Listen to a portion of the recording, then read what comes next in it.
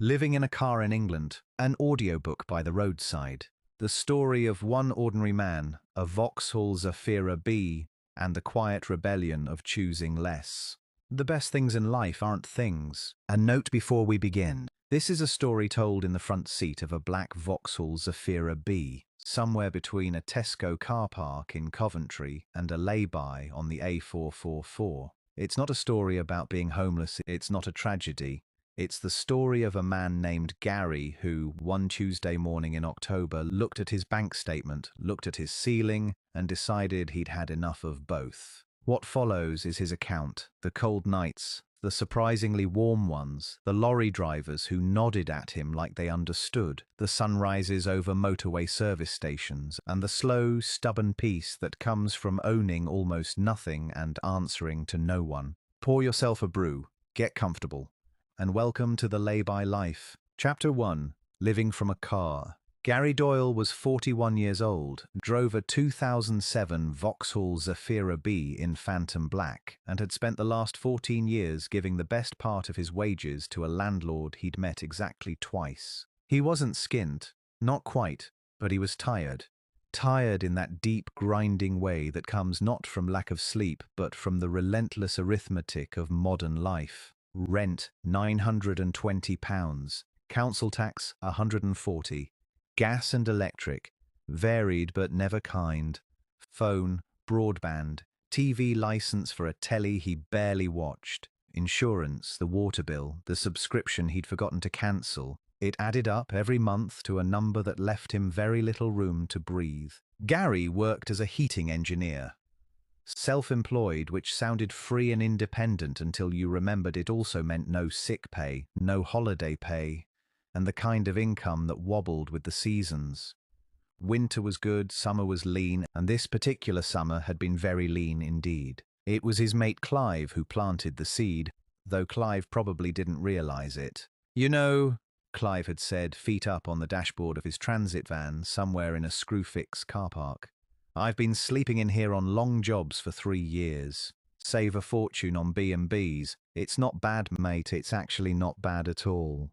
Gary had laughed. Gary had said, "Rather you than me." Gary had driven home to his flat, opened the fridge and found a jar of pasta sauce, some old cheese, and a direct debit notice from his energy supplier. That night, he sat at the kitchen table and did the maths properly. Not the rough, half-looked-at maths he usually did. The proper kind, with a pen and a bit of paper and nothing softened. In the last 12 months, he had paid £11,040 in rent alone. £11,000 for 4 walls, a drafty sash window, and a boiler he'd had to fix himself because the landlord was, in his own words, looking into it. He looked around the flat, at the stuff, the furniture that wasn't really his, the shelves of things he'd accumulated and didn't particularly love, the kitchen full of gadgets he used twice a year. Then he looked out the window at the Zafira sitting under the orange glow of the street lamp. The Zafira B was a good car, a big car, in the way that mattered. The rear seats folded completely flat, something Gary had always appreciated for shifting tools and materials. It was reliable. It had done 160,000 miles and still started first time. It smelled faintly of WD-40 and Radio 2, which was, Gary reflected, basically his personality. He didn't decide anything that night. He told himself he was just thinking. But he did, before he went to bed, measure the boot. Floor to roof, 98 centimeters, more than enough. Folded seats to tailgate, roughly 180 centimeters. Gary was 5'9". He slept better than he had in months. Over the following 3 weeks, Gary researched. He used his phone in the evenings, finding forums and blogs and YouTube channels he hadn't known existed. Communities of people, mostly in America but scattered across Britain too, who had chosen to live in their vehicles. Vans were popular, so were old Land Rovers. One memorable thread was entirely devoted to a woman who had lived in a Toyota Yaris for 8 months in Worcestershire and described it as the most sensible decision I've ever made. The Zafira wasn't a van. He knew that. It would be tighter, more demanding, more creative, but it was already paid for, already insured, already part of his life. By the end of October, Gary had given his landlord the required 1 month's notice. By the end of November, he had moved his belongings into a storage unit in Nuneaton, kept only what fit in the car, and handed back the keys to a flat he'd lived in for 3 years without ever once hanging a picture on the wall. He sat in the Zafira outside his old building, engine idling. Right then, he said aloud, to no one, and he drove away. Chapter 2. The Car Park Diaries. The first thing Gary learned about living in a car is that the night is louder than you think. He'd chosen his first sleeping spot carefully, a large free retail car park on the edge of a retail estate outside Leamington Spa. He'd done his homework, 24-hour access, no barriers, no CCTV signage, and a Tesco and a McDonald's nearby for facilities. He'd read that retail parks were generally safe for overnight stays, largely ignored by security, and populated enough after midnight that one more parked car attracted no attention whatsoever. What he hadn't accounted for was the ambient symphony of a car park at 3 in the morning. There was the distant percussion of a trolley, the occasional slamming of a staff car door, a fox, investigative and bold, who spent a full 10 minutes inspecting the Zafira's wheel arches with the thoroughness of an MOT inspector, a lorry on the nearby ring road whose air brakes hissed and groaned like something dying, and at approximately 2:47 in the morning, a Domino's delivery car that parked directly next to him, engine running, for 11 minutes, for reasons Gary never determined. He lay in the back of the Zafira, wedged into the sleeping bag he'd bought from Black's, a 4-season bag rated to -15, which he suspected was optimistic but appreciated nonetheless, and he stared at the headliner of the car. He was not, he noted carefully, frightened. He was aware, alert, like a man camping for the first time. That hypersensitivity to the unfamiliar, the way every sound becomes significant when your shelter has windows on all sides. He slept eventually. He woke at 6:30 to a grey English dawn and a condensation-soaked car that looked from the inside like a sauna. Condensation, the first enemy. Gary had not fully prepared for condensation. Every breath he took overnight had misted the windows, and by morning the inside of the Zafira was damp everywhere, the windows opaque, droplets running down the glass, a slight wet fog to the air. He cracked a window slightly, wiped the windscreen with a microfiber cloth he'd thankfully brought, and made a mental note that ventilation was going to be fundamental. He'd read about Thinsular window inserts, custom-cut insulation that sat inside the window frames, blocking light and heat loss simultaneously with a magnetic or clip-on fit that could be removed quickly. He'd also read about leaving a small crack in a side window, covered with a piece of mesh to stop insects, to allow air to circulate without dropping the temperature too harshly. Condensation, he learned over the weeks that followed, was manageable, not with a single solution, but with a combination. Ventilation, a moisture absorber of the kind you put in wardrobes not cooking inside the car, and a microfiber chamois each morning. It became ritual, part of the start of every day. The car park diaries, as Gary came to think of them, were not a single location. They were a map of England, drawn in overnight stays. Nuneaton Retail Park, the Coventry Road Morrisons, a quiet corner of Solihull Town Centre car park, which was free after 6 and didn't seem to mind, a business park in Rugby that was empty on weekends and offered, unexpectedly, a view of open fields beyond a chain-link fence that Gary found inexplicably calming. He learned quickly which car parks were safe and which weren't. He learned the geography of overnight England, the nocturnal rhythms of different spaces. Retail parks turned quiet around midnight and stayed quiet until the delivery lorries arrived at 6. Hospital car parks were a mistake. Too much activity, too much light, too many emotional comings and goings at strange hours. Pub car parks were fine until they weren't, and some laybys, particularly those off A roads rather than motorways, were peaceful places that lorry drivers had been using for decades, with an unspoken code of mutual indifference. He kept a small spiral notebook in the glove box, just notes, locations, dates, brief assessments, Warwick services, too bright, lorry noise, not again. Barford lay-by, a 425, quiet, tree cover. Good. Kenilworth Castle car park, free after 5, brilliant. It was, he reflected, the most he'd ever written in his life. Chapter 3. Sleeping under streetlights. The window coverings took a Saturday afternoon to sort properly. Gary had ordered 5mm Reflectix, a foil and bubble insulation material sold in rolls. He cut templates from bin bags first, holding each piece against each window and trimming until the shape was right, then used the templates to cut the Reflectix to size.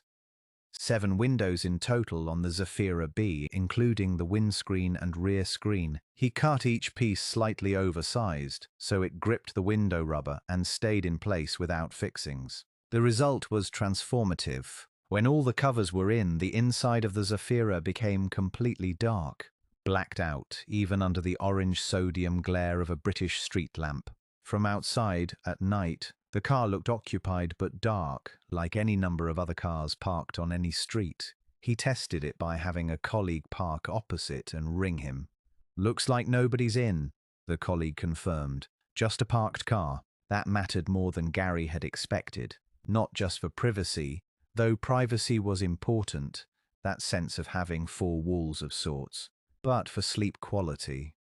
He was a man who slept poorly and light, always had been. The blacked-out car was, to his genuine surprise, darker and quieter than his old flat had ever managed. Sleep in the car evolved with practice. The rear seat configuration of the Zafira B, when folded, created a mostly flat sleeping platform. Not perfectly flat. There was a slight hump where the folded seat backs met the boot floor, but nothing that a folded yoga mat couldn't address. Gary used a self-inflating camping mat, a good one that genuinely provided insulation from the cold metal below, plus a fleece blanket as a base layer, then the 4-season sleeping bag on top. He slept with his head toward the back seats and feet toward the tailgate, which placed him largely in the center of the car. His pillow was a travel pillow stuffed with a spare fleece. Not luxurious, but perfectly serviceable. A small hook on the headrest of the rear seat held his torch, his phone, and his water bottle within reach. The worst nights were not the coldest ones. The worst nights were the wet ones. English November and December rain that hammered the roof with a sustained intensity that made sleep feel provisional, like the world was reminding him where he was. But even then, Gary found a rhythm to it. The rain on the roof was consistent, at least. Consistent sounds like white noise were something the mind could let go of. It was the unpredictable ones that kept him alert. The car that pulled in next to him, the dog walker at midnight, the idling engine. By January, he was sleeping 7 hours on most nights. By February, he was sleeping better than he had in years. He couldn't entirely explain it. Perhaps it was the simplicity. No bills to think about, no mortgage to dread, no landlord's number on his phone. Perhaps it was the cold air and the physical demands of a more outdoor life.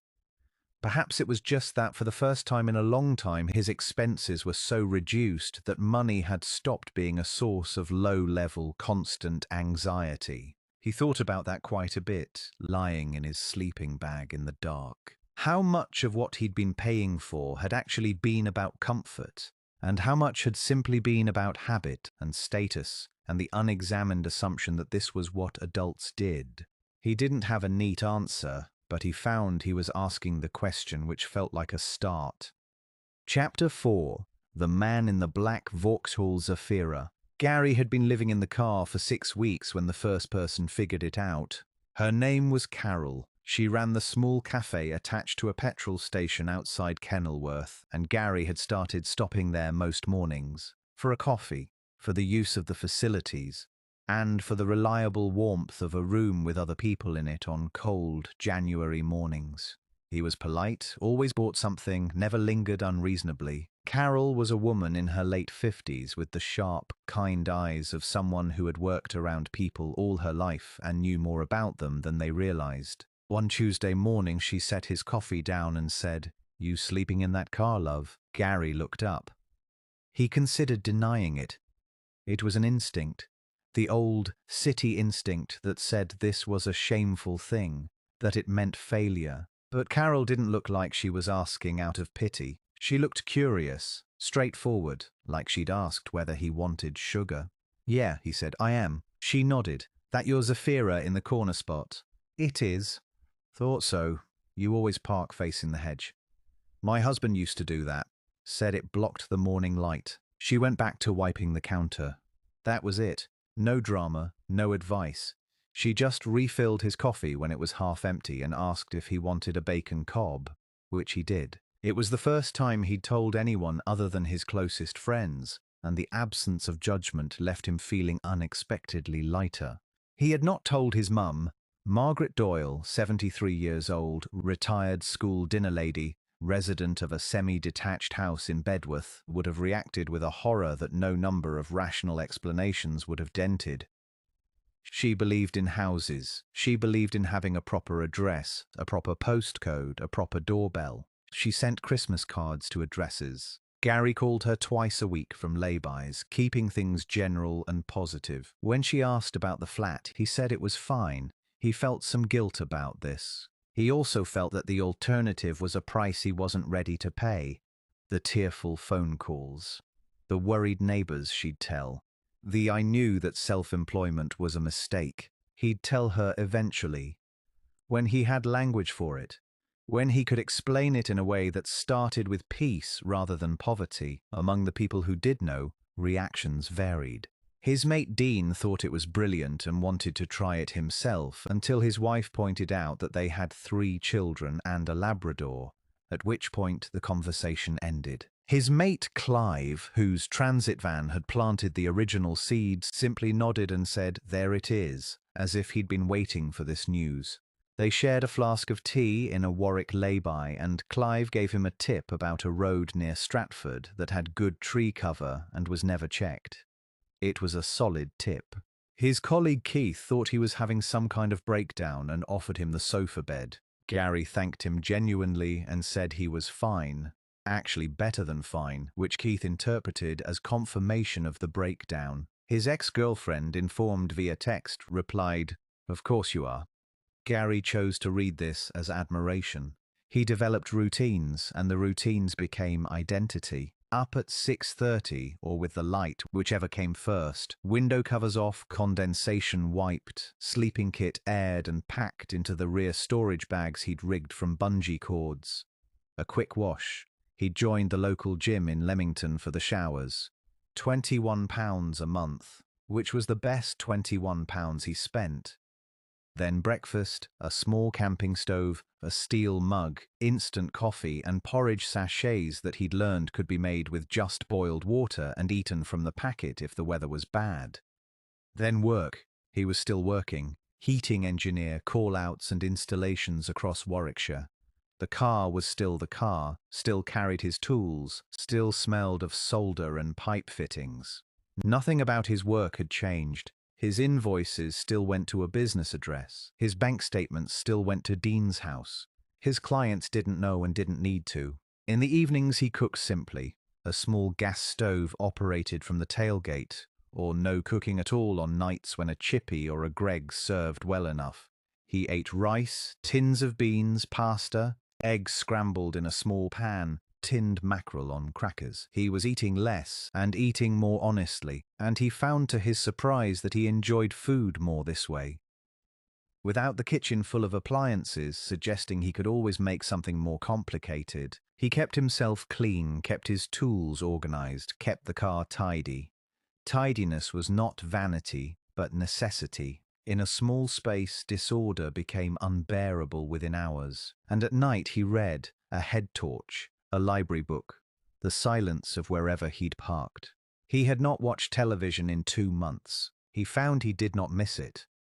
Chapter 5. Roadside Peace. There is a particular quality of light at 5:30 in the morning in January on an English country road. Gary had parked in the lay-by on the lane near Barford for the 3rd time. It was a favourite spot, a wide gravel verge under 3 oak trees, set back from the road behind a hedgerow. You could hear the distant A425 but not see it. There was a gate into a field 50 yards away that sometimes had sheep in it. When it did, Gary could lie in his sleeping bag and watch them through the rear windscreen, which was exactly as peculiar and peaceful as it sounds. At 5:30 on a Thursday morning in January, the sky was not black but the particular dark blue of approaching English light. The kind of blue you only see if you're actually outside or awake, which most people aren't. The frost on the roof of the car was still there.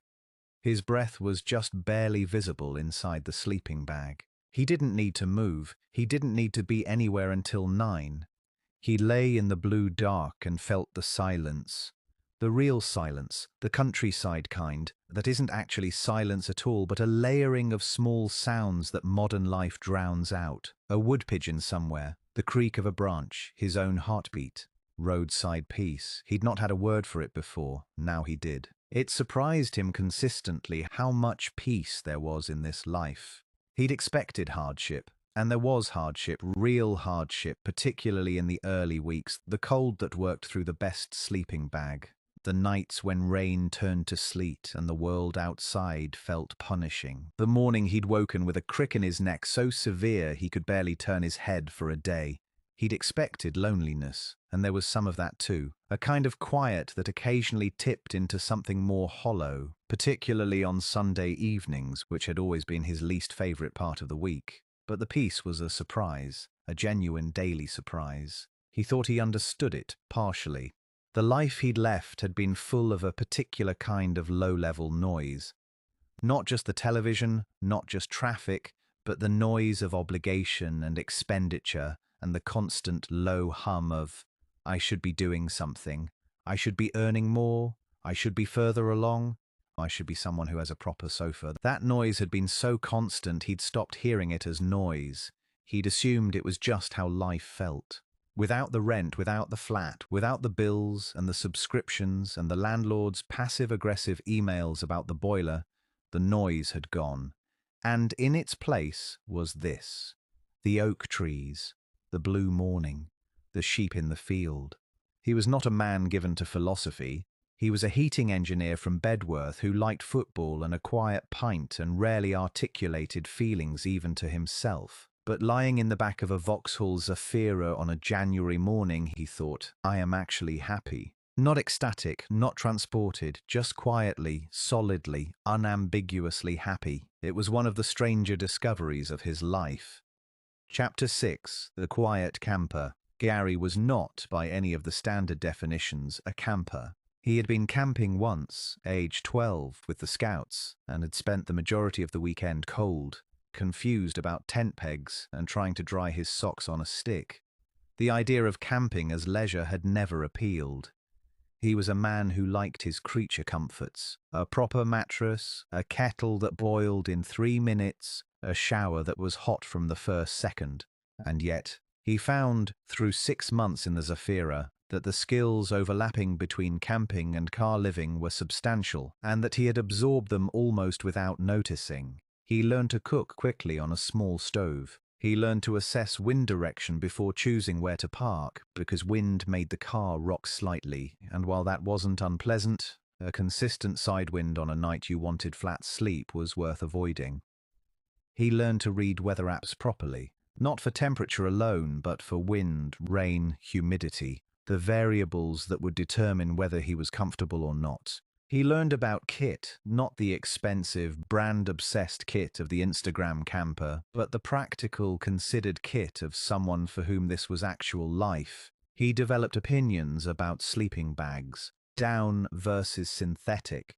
Synthetic for the English climate, where dampness was more likely than extreme cold. About torches, head torches only, you need both hands. About cooking vessels, 1 pot, 1 pan, 1 mug, no more. About storage, everything in a designated spot, always, without exception. He got good at packing the car. It took 4 minutes to convert sleeping mode to driving mode and back again. He timed it occasionally, the way a professional is quietly proud of their efficiency. The Zafira's interior had been reimagined. The rear passenger footwells now held a plastic storage crate of food and cooking equipment, accessed easily from the tailgate. The seat pockets held his reading book, his notebook, his phone charger, under the sleeping platform, which was the folded rear seats covered in a thin piece of plywood he'd cut to smooth the hump, covered in turn by the camping mat, was a long storage space for tools and spare clothing in compression bags. The boot was the bedroom. The passenger seat was the wardrobe, when needed. The front cab was the living room. 5'9", 173 centimeters. The Zafira sleeping platform, 181 centimeters corner to corner. He fit with room to spare. He found other car dwellers eventually. Not many, but they were there if you knew the signs. A van in a lay-by with the same strategic parking angle as his, its windows dark even at noon. A woman in a Toyota Prius at a service station who he'd noticed for the third time in as many weeks, always with the same reusable bag, always making coffee from a flask before going in for just a wash. A man in a converted hatchback who'd smiled at Gary in a Tesco car park with the particular knowing smile of someone who recognized a fellow traveler. They didn't form a group. It wasn't like that. But there were nods, brief conversations, the occasional shared parking area used by a mutual, unspoken agreement, a loose, invisible fellowship of people who had, for various reasons, decided that 4 wheels were enough. None of them were homeless in the way the word was usually meant. Most were working. Most had come to this life through choice. Some through financial necessity, some through something harder to name, some through both. There were younger people, graduates drowning in rent, and older people like Gary who had done the arithmetic and found it wanting.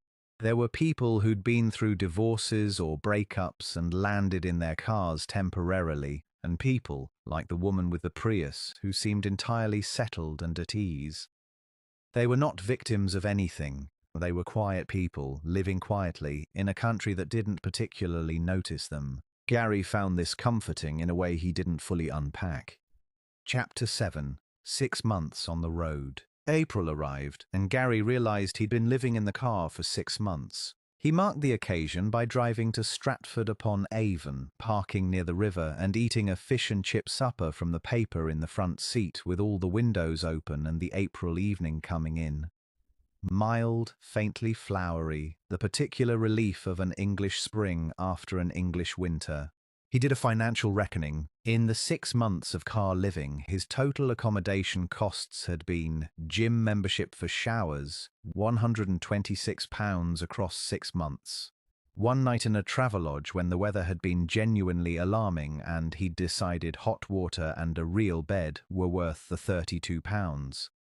And the original purchase of his insulation, sleeping gear and storage equipment, roughly £280, a one-off. Against that, compare the 6 months prior, £5,520 in rent, £840 in council tax, £390 in gas and electric, £180 in broadband, £169.50 in TV licence, approximately £200 in various subscriptions. The difference was stark enough that Gary wrote it down in his spiral notebook and looked at it for a while. He had saved in 6 months approximately £6,000, not theoretical savings, actual money sitting in his account growing at a rate it had never previously managed because he was earning the same as before and spending less than half. He felt no triumph in this. It wasn't about the money, not really, or not only about the money, but the money was the language in which the choice made itself most plainly visible. £6,000 was a year's worth of breathing space.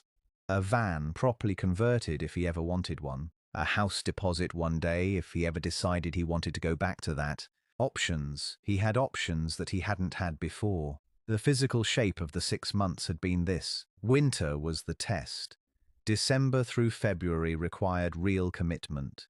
The kind of commitment that revealed itself at around 2 in the morning on a -4 night in February as either genuine resolve or the need for a rethink.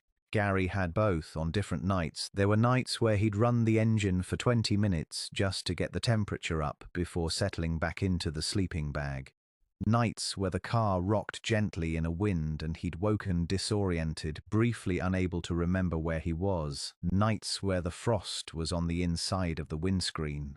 But there had also been a night in January, the clearest, coldest night of the year, when he'd been parked in the Barford lay-by and had stepped outside at midnight for reasons he couldn't quite explain, and had seen more stars than he had ever seen in his life over a field in Warwickshire, and had stood in the lane in his down jacket, breath visible, utterly alone, for 15 minutes, and had felt something enormous and wordless and good. Spring changed everything.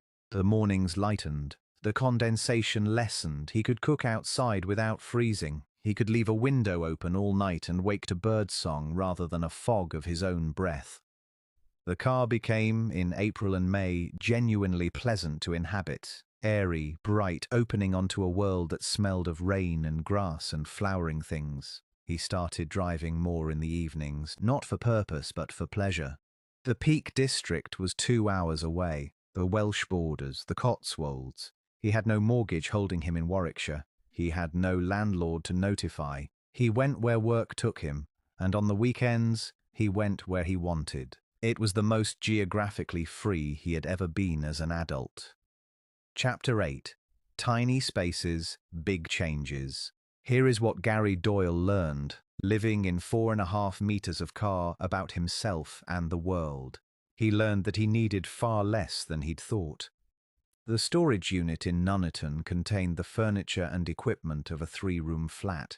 He visited it twice in 6 months. Both times he stood in the orange strip-lit interior and looked at his possessions: the sofa, the coffee table, the kitchen appliances, the bookshelves with their books, and felt surprisingly little.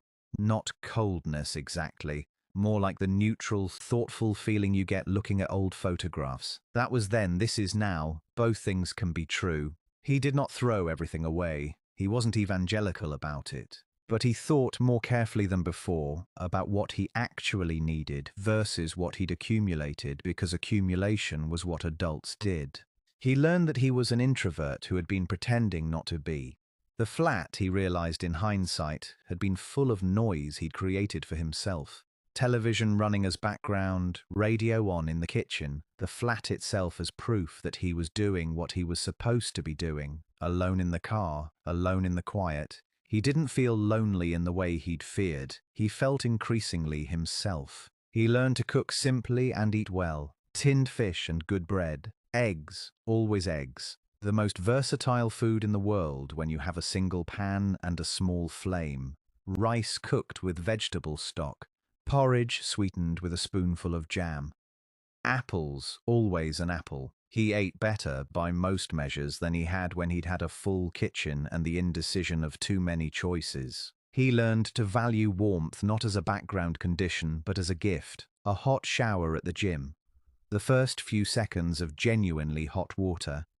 It became something he noticed, something he felt grateful for in a way that a lifetime of reliable hot water had never produced. The same was true of a warm cafe, a sunny afternoon, a hot meal. The small comforts of the world, so abundant and so ignored, became visible again. He learned, and this one took time, that asking for help was not the same as failing. The first time he'd used the cafe toilet to clean up because the gym wasn't open yet, he'd felt a twinge of something. Shame, maybe, or its cousin. The second time, less. By the third time, he'd become a regular. Someone Carol greeted by name. Someone the morning staff knew to leave a space for near the plug socket. He brought good tips. He chatted when chatted to and was quiet when people were busy. He became part of the ecosystem of that particular roadside cafe. And the cafe became, in a small way, part of home. The van question arose, as it always did in these discussions, around month 3. People on the forums talked about vans the way people in cities talked about buying a house, as the inevitable destination, the graduation from the inferior starting point. A van was bigger, more private, more socially acceptable, easier to insulate, easier to stand up in. Everything they said was true. Gary thought about it. He looked at used Transits and Sprinters online. He found a 2012 Vivaro for £4,000 that had good bones and bad upholstery. And then he thought, but I like the Zafira. He knew the Zafira. He trusted it. It had never broken down, never left him stranded. It blended invisibly on any street in England. It reminded him of nothing traumatic and everything practical. It was his. He'd bought it outright for £3,000 years ago before any of this. And crucially, it forced him to stay minimal. The constraint of the Zafira was not purely inconvenience. It was the thing that kept the life simple. A van would mean more space to fill, more temptation to acquire, more of the slow creep of stuff that he'd been doing so well without. Chapter 9. The Lay-by Life. There is an England that most people drive through without seeing. Gary had come to know it well. The England of laybys and farm tracks, of quiet roads that ran parallel to the noisy ones, of church car parks and canal towpaths, and the wide, flat gravel shoulders of minor A roads that held a van or a car without complaint. He kept his mental map. Barford Layby, good. The hedge track near Roxton, better. The spot behind the Dunchurch services, which technically wasn't a lay-by but a kind of maintained verge that nobody ever visited after dark. The gravel area near Warwick Castle's back entrance, used by staff in the daytime and entirely empty by 10. He'd been moved on twice in 6 months, both times politely. Once by a council worker who arrived at 7 in the morning and said, not unkindly, "You can't stay here, mate." And once by a security guard at a business park who was clearly doing his job without relish and accepted Gary's civil, "Of course, no problem," with obvious relief. Neither incident felt threatening. Neither felt humiliating. They were simply the practical reality of a life lived in margins. He'd been checked by police once. A single officer, curious rather than hostile, who'd knocked on the window at 11:30 and asked if everything was all right. Gary had been fully awake, he'd been reading, and had said, "Yes, fine thanks, just resting on a long drive." The officer had looked at the sleeping setup, made a brief calculation, and said, "You take care of yourself, all right?" And that had been the end of it. England, he found, was largely indifferent to one man living quietly in a Zafira. It reserved its attention for more dramatic disruptions. The lay-by life had a rhythm. It was not the rhythm of the week, Monday to Friday, that he'd lived by before. It was the rhythm of light and weather. The body, deprived of electric light and given instead genuine dark and genuine dawn, began to wake earlier and sleep earlier. He was in his sleeping bag by 10 most nights. He was awake with the birds. He became gradually a morning person. He had never in 41 years been a morning person. He watched sunrises over fields and motorway embankments and industrial estates. He watched the light change over different kinds of English landscape at hours he'd previously slept through. He watched, one morning in April, in a Shropshire lane he'd wandered into without particular purpose, the sun come up orange and enormous over the Longmynd hills, and he sat on the boot step of the Zafira with his coffee and watched it without speaking, without his phone, without any impulse to photograph it or share it. He just watched it, and it was enough. Chapter 10. Home was the car.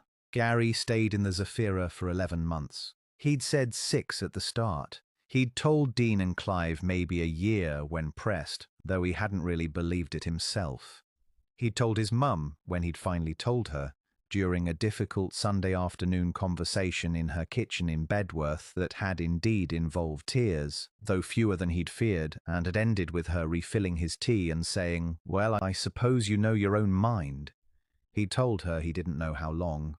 11 months turned out to be the answer. Not because he ran out of resolve, not because the weather broke him or the loneliness caught up with him or the practicalities became unmanageable. By the end, he was better at all of it than he'd been at the start. Faster, neater, more comfortable, more at ease.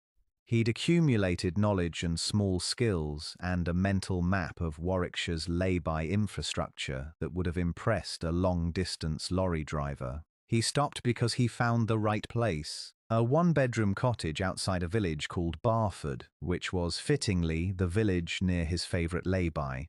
The cottage was rented from an elderly couple who'd put it up to let modest and long-term rather than put it on Airbnb, and who wanted a quiet tenant who paid on time and didn't cause fuss. £450 a month, bills inclusive, on a 6-month tenancy that became a year. Gary stood in the small front room of the cottage on the morning he moved in, looking out the window at a garden and a hedgerow and a field, and thought, this is why I did this. Not to end up here, he'd have ended up somewhere eventually, but to arrive here deliberately, to choose it, to know what he was getting, because he'd spent 11 months understanding what he actually needed. The cottage was small and warm and had a proper bath. He owned one mug, one plate, one pan, one kettle, one set of bed sheets. The living room held a reading chair, a lamp, and his books. No television, no subscriptions, no Wi-Fi. He used his phone data, which was sufficient. He missed the car, not constantly, not desperately, but genuinely. The way you miss something that had been genuinely good. He still drove the Zafira, still felt at home in it, still kept the Reflectix inserts under the rear seats out of a habit that had never quite become an affectation. On the first night in the cottage, he sat in the reading chair by the window and wrote in his spiral notebook. Not a diary entry, more a list of things he'd learned. You need less than you think. You adjust to cold. A sleeping bag is more important than a bed. Silence is not an absence, it is a presence. You can feed yourself well on very little if you pay attention. People are kinder than you expect if you let them be. Morning is the best part of the day, and you have to choose to be awake for it. Money is a resource, not a score. Spend less, need less. A parked car in a quiet lane at 5 in the morning is one of the better places you can be. Home is not an address, home is a state you carry with you. He closed the notebook. Outside the window, a wood pigeon called from somewhere in the hedgerow, the same sound he'd heard in a dozen laybys above a dozen fields, across 11 months of a life that had surprised him entirely. He made a cup of tea. He sat in the chair. He listened to the quiet. Afterward, notes for the road.